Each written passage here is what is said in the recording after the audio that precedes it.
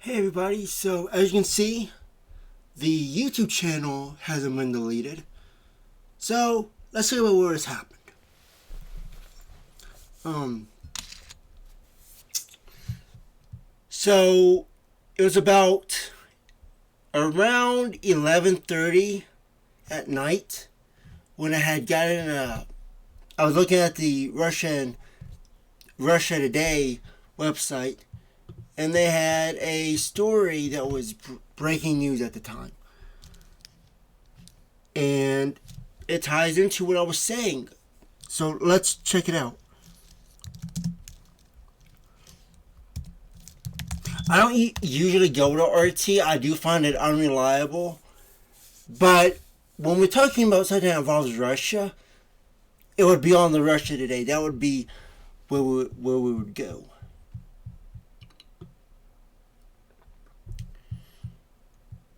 So let's see where it is.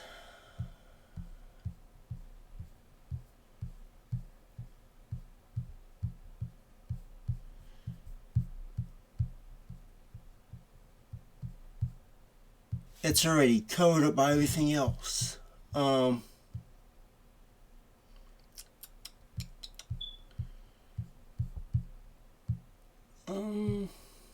Here it is. Blast rocks largest U.S. airbase in Asia Pacific. And this happened on June 9th or June 8th. It was June 8th at 11:30 p.m. So whatever this translates to. I'm thinking that's Russian time.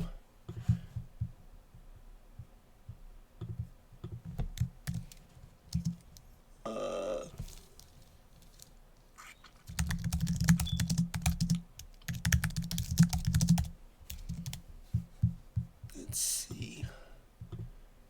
That'll be 4 in the morning. Could just ask ChatGPT. You won't be able to see this. What is 4?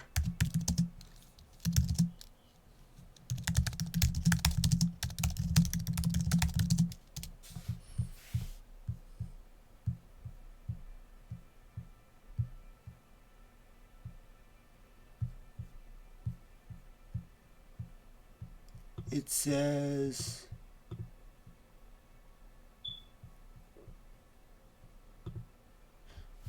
no.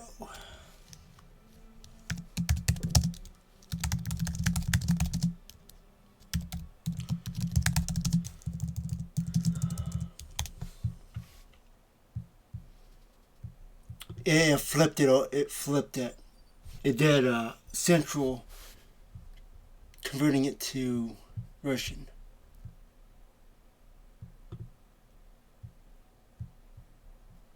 Alright, so it'll be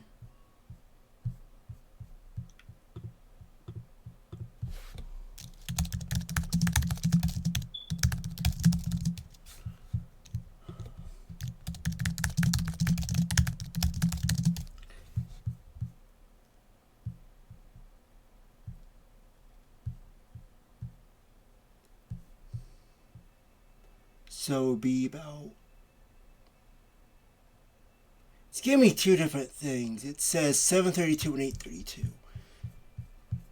So yeah, that. So that's interesting because when I was refreshing the page and everything, it showed up in the headline. So it wasn't breaking news until like the last 30 minutes of June 8th. Interesting. So anyways, sorry for that 3-minute delay trying to figure that out. So it says that blast rocks largest U.S. airbase in Asia Pacific. At least 4 people were injured at the Kadena facility in Okinawa. Is that how you pronounce that? Japan on Monday. Remember what I said on June 9th? That Russia gave a signal 3 days after the Nintendo Switch 2 announcement, which seems unrelated at first. But it pointed us to June 9th. And that was my deadline. If nothing came on June 9th, I would delete my channel. So we got a military operation we got Japan and we got June 9th, if we're using keywords. So that's pretty specific. Now, of course, Russia is not listed anywhere in here. But given that Russia did send the signal, and that's how we were able to come to this, it's a little more than just a coincidence. So let's read this and see what happened, and I'm going to go into some details. So an explosion has rocked a storage depot at a U.S. air base on the Japanese island of Okinawa, assuming that's how you pronounce it, injuring at least 4 people according to local media and defense sources. The blast at Kadena Air Base occurred around 11:20 a.m. local time on Monday.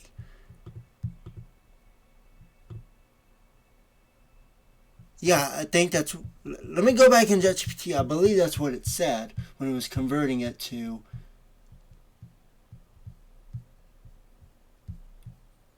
MSK. No. It says 12:32 p.m. So this might not be Moscow that's reporting on this. I don't know. That's interesting. I don't know. Well, it says p.m., not a.m. I don't know how to... I don't... Unless they report on the slide. You would think they would know before. That seemed like several hours off. A lot of hours, actually. That's like 9 hours difference. Anyways. Injuring 4 members of the Japanese self-defense forces, according to military sources. None of the injuries are believed to be life-threatening. The affected facility is reported used to house unexploded wartime munitions. It is operated by the SDF's Exploded Ordnance Disposal Team and is located within the U.S. military's largest airbase in the Asia-Pacific region.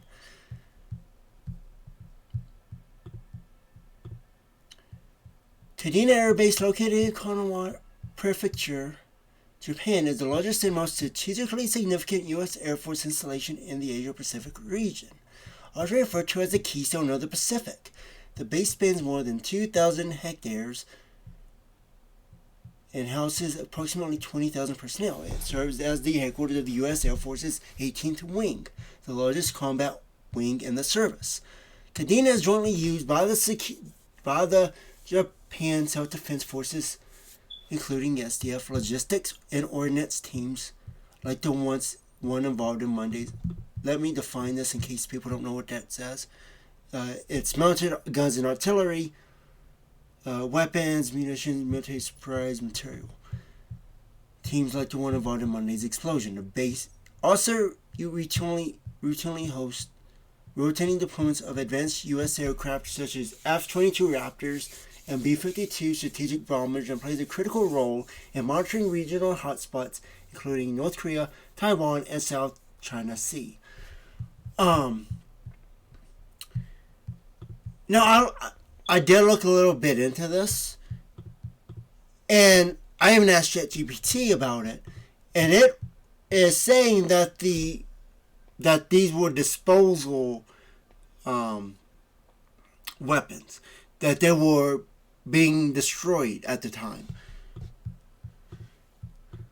and that they were World War II munitions in particular. So it could be guns, it could have been it could have been like missile bombs. So if that's true, if it does deal with World War II, well, it doesn't deal with the Kuril Islands, but the Kuril Islands were part of the tensions between Russia and Japan during World War II. So there's that connection there. So I say this is a pass. I mean, it depends on how you look at it. If you want to look at it symbolically, it's a pass.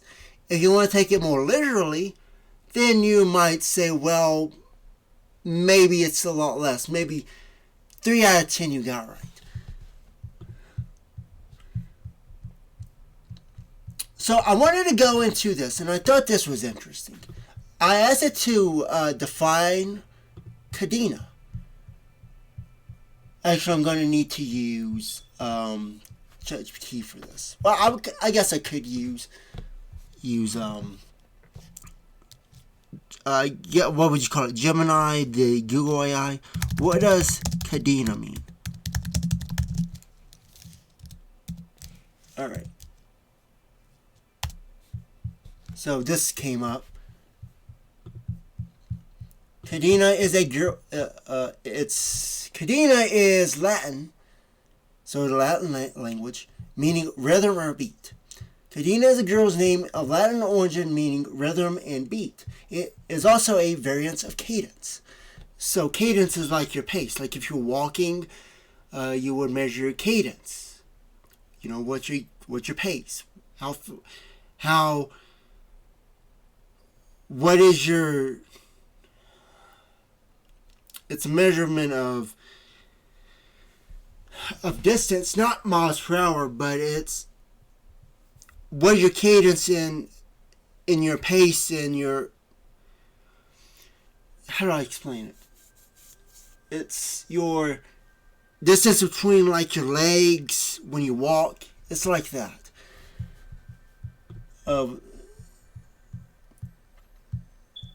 So cadence can also cadena can also mean like a chain, which was also another definition. Cadena means in Filipino and Spanish, cadena means chains. Originated from the Spanish word cadena, cadence. Cadena is also a cryptocurrency. The plant Cadena de Armor, chain of love, is a plant's common name in the Philippines, which also uses Spanish words. So it's a chain, such as a chain of events, rhythm, beat. It aligns to what we're talking about, that there are patterns in things. I thought that was very interesting, that connection there. Of course, they will say that this is an accident if Russia was involved, because if Russia is sabotaging a U.S. base, it isn't unusual for a foreign enemy of sorts to do a sabotage on a U.S. airbase. It happens. Of course, if you call out Russia for that, then you're going to end up causing a problem, especially if Japan is involved. So, I say that's a pass, and that's why the channel's still here. So, I ended there. I do have a lot of... Actually, I'll talk about something here. The reason why the channel is going to get deleted... Well, for one, it was credibility and reputation, right? You know, you want to have accountability. But another reason is you want to have a timestamp of things. If I'm wrong about one thing, the whole framework goes down. The whole YouTube channel is useless. So I have a very high expectation. I do have 2 years of experience of doing this. And it's always different. But this is the first time I actually used patterns there. I did do it for the Trump one. I knew what was going to happen there. I didn't know the details, but I got the message and the context right.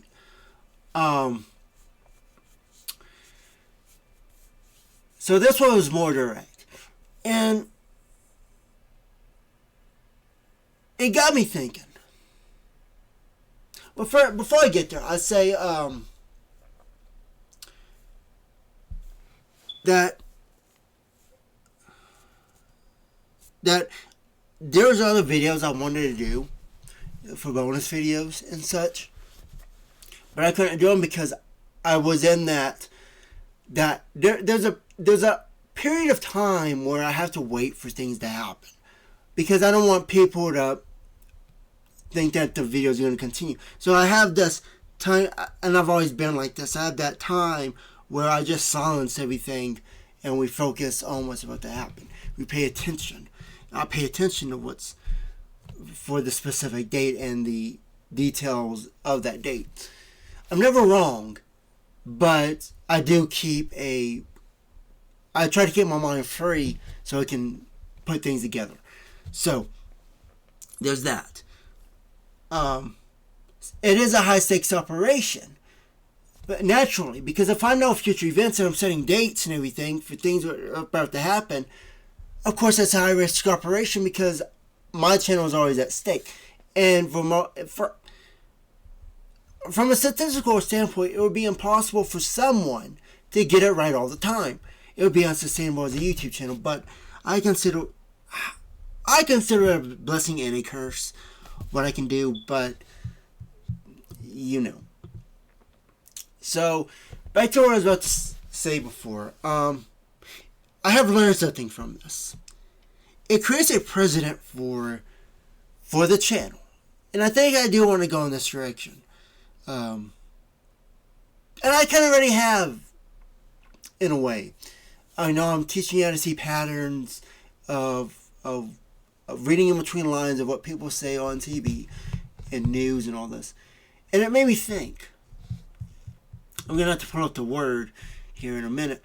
But it made me think about the people who are diagnosed with like schizophrenia and hallucination, where they believe that the TVs are talking to them. Where people are seeing patterns and saying that they see signs on TV. And they try to put patterns together, and people, in the West, we call that mental illness, because everyone's looking for patterns, but they're taking it really seriously, and they're sensitive to patterns, and they say that it's meaningless to anybody, so, But what I'm trying to do, and it really shows that there are legitimate patterns people can see in these things, and come up to conclusions. And be right. Now, there are times where people need to be taught that, how to see that, how to talk about it to other people without being seen as crazy. Because I could tell you a story about that. It involves me personally, and at the time it was unintentional. But we'll talk about that in a later video. But I didn't go through it like that, but I was on the outside of it. I was on kind of outside the surface of it. But what they call that is a word of, I don't know if I'm saying this right, but I would say it's pronounced pareidolia. Paredolia. Pareidolia. What? It's actually Pareidolia. Interesting how way to spell that. I like the way that's spelled when you actually spell it out. Pareidolia.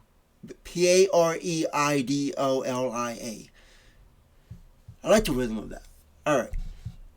It is a psychological phenomenon where individuals perceive familiar patterns or objects in random stimuli, like seeing faces in clouds and animals and tree bark. This tendency is a form of hypophenia, the broader tendency to find meaning in unrelated events. You would say that Nintendo Switch and Russia and all that, and World War II, and Japan, and all these other things were unrelated events. But it pointed us to the date, and I show that. Essentially, the brain is filling in the blanks to create a recognizable image or shape that from something that is ambiguous or random.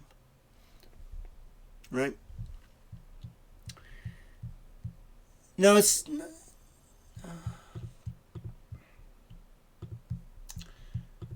This always changes, but I've also seen it. It's also in TV.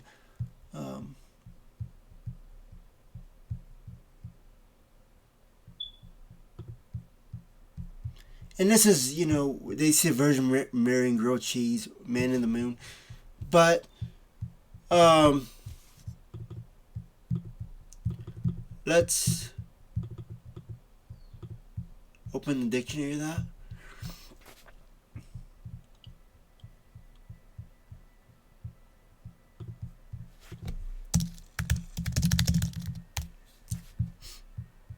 I'll be a little more specific, I guess.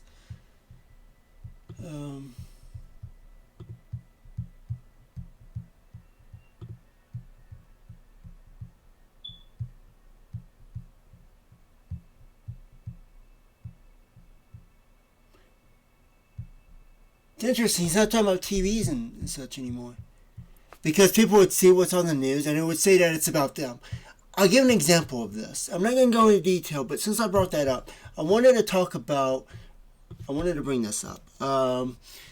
Kenneth, and you probably already know who this is if you've done psychology.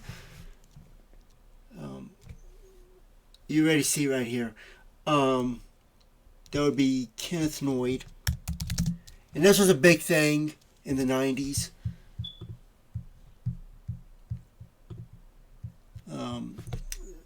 So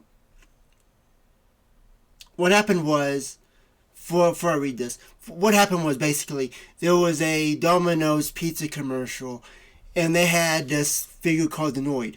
He would take people's pizzas and make them 30 minutes late. That's where the 30 minutes late comes from, by the way. And this guy thought the Noid was about him. This whole Noid national thing was about him specifically. So he went inside of a Domino's. He held two employees hostage, and he demanded to talk to the CEO of Domino's. And I think it was a limousine, and he wanted to be paid all this money. And he also had a gun at the time. It was all this. He was found not guilty by reason of insanity. Noid subsequently spent time in a mental institution, but died by suicide on February 23rd, 1995. And he was diagnosed with schizophrenia.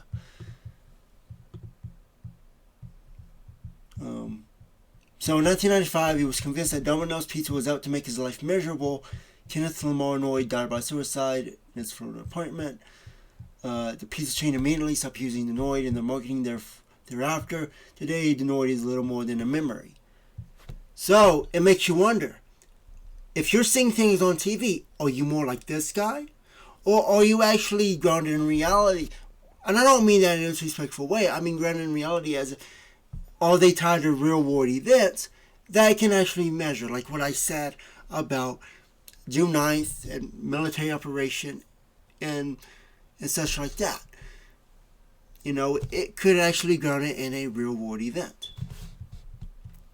So I hope my videos are actually benefiting those kinds of people. And maybe you see yourself in me and say, you know what, I do see those kinds of things that you're talking about. But then other people they see themselves as this Noid figure.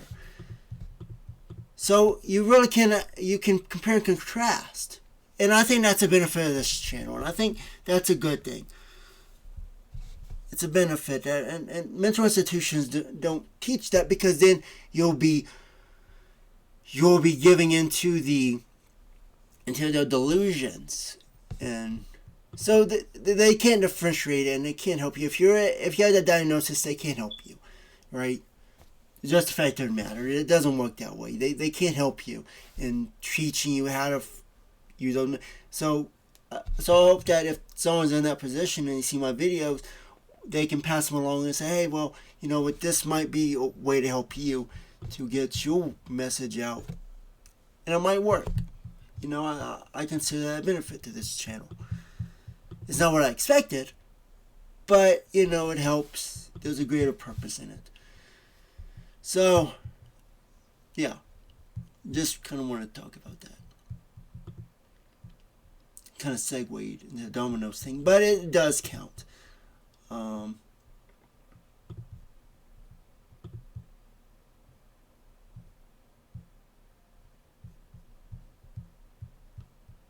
Maybe it's apophenia, because when I was doing this before, it was showing up. So maybe it's this apophenia.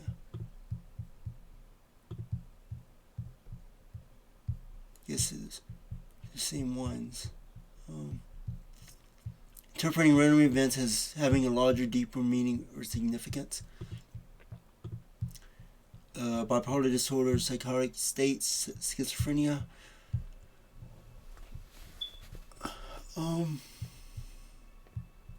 Brain natural tendency to seek patterns, confirmation bias, and a need to make sense of random events.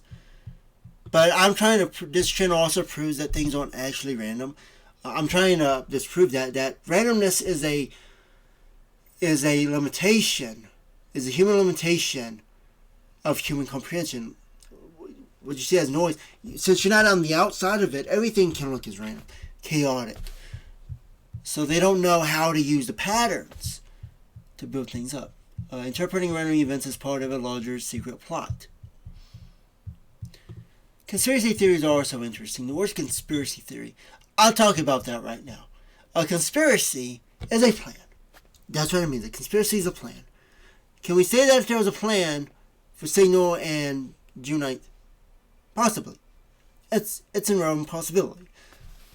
So we could say, yeah, there was a plan. There was a conspiracy to do this on June 9th by Russia. Okay, we got that. But a theory. Here's the problem with the word theory. And I'm going to... Theory means it could happen, it could not happen. But when the plan does happen, and it can be proven beyond coincidence, it's no longer a theory. So, no, you're just having a conspiracy. And I tell you the pattern that's going to happen. I already know what's about to happen. People at first are going to see me as a conspiracy theorist. Then they're going to think I'm part of the deep state. Then they will realize I am the deep state. That's where we're going to go. That's the phase we're going in.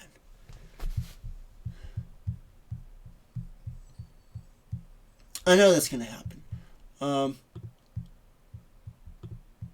it's usually, like it says here, it's usually the beginning of stages of schizophrenia.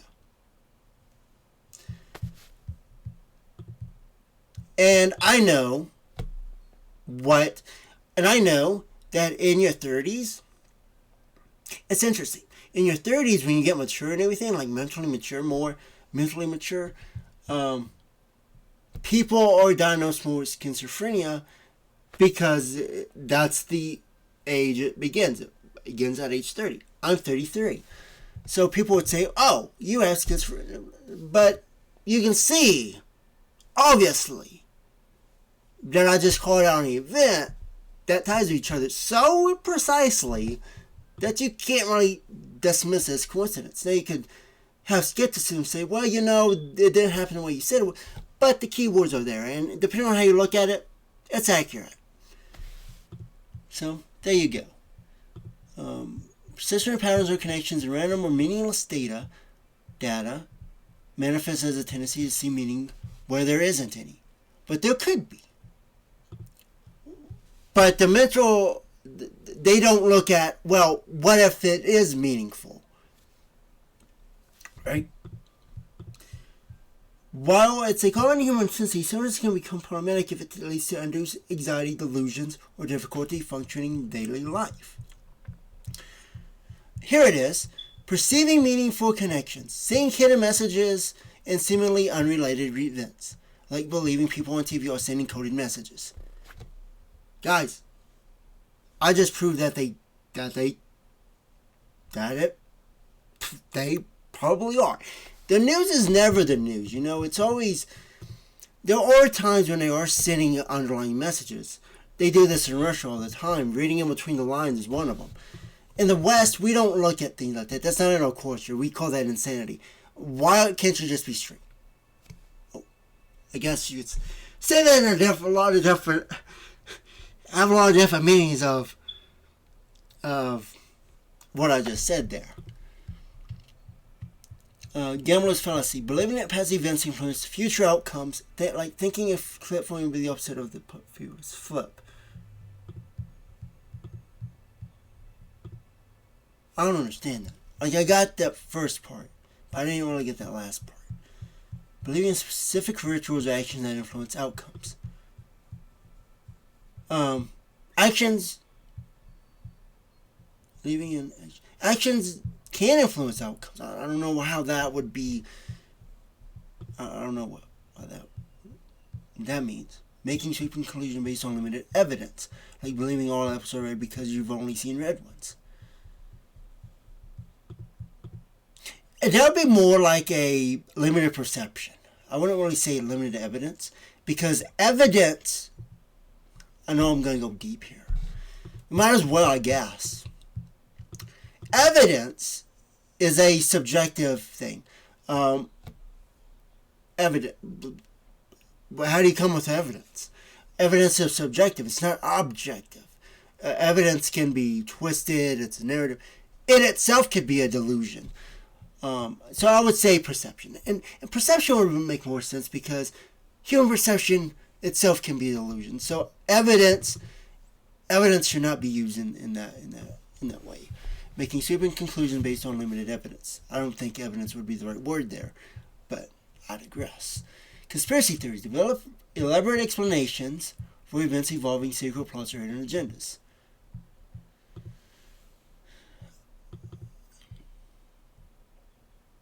I think that over speaking and over talking about something, sure, you want to stick to the main points.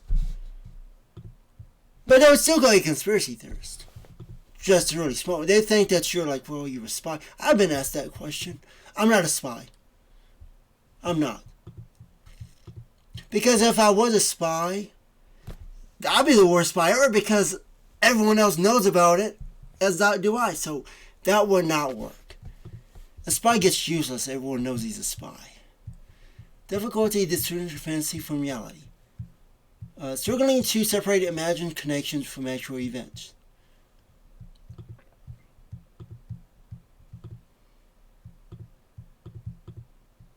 I would have a hard time proving that from actual events because it depends on how someone perceives an event. I question the whole schizophrenia. I mean, we could talk about that on its own as well, and that history, holding up firm beliefs in spite of to the contrary, delusions. Well, at least I'm not delusional because it wasn't contrary to what I said. It was accurate. Paranoia, being suspicious of others and believing they are trying to harm you. Experiencing sensory perceptions in the absence of a single eye, like seeing or hearing things that aren't there.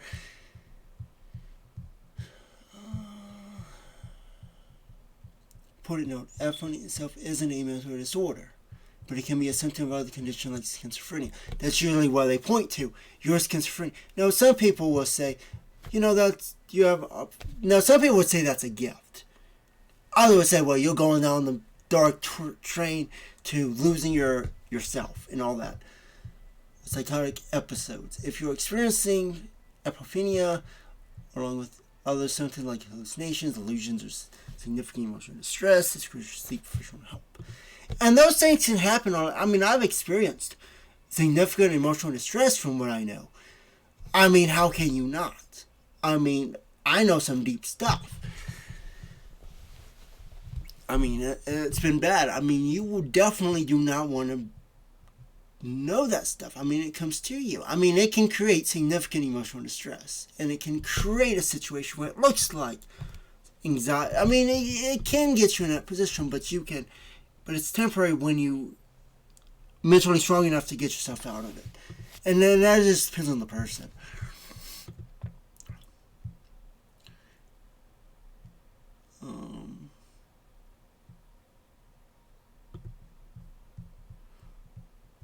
So that was the whole point. Now I wanted to show that. I knew that people were going to bring that up, but I understand all perspectives. That's what the channel is for. As I know what's worth to say. It sounds like I'm biased in one way or another. I'm not. I see multiple perspectives. I understand where other people are coming from. In my mind, honestly, there's like a million arguments going on at one time. You got like, how would North Korea see this? How would Mexicans see it? How would African Americans see it? How would the Canadians see it? How would Americans see it? How would the Russians see it? How would Ukrainians? Like all these different ethnic groups and perspectives all coming together and arguing with each other a million times over, and that is what I had to deal with for the last 2 years. And that's why I know how these things go. I'll talk a little bit. I won't talk about more about that. I said enough about that as it is, but I wanted to tell people the benefit of this channel in regards to that. I'm not a mental health channel, but there are people who can relate to that, and I'm sure that people will definitely see that. So we're at 34 minutes, so I'll end it here. Oops, that's it. I accidentally double clicked that. Gotta get it back to the original size. Alright.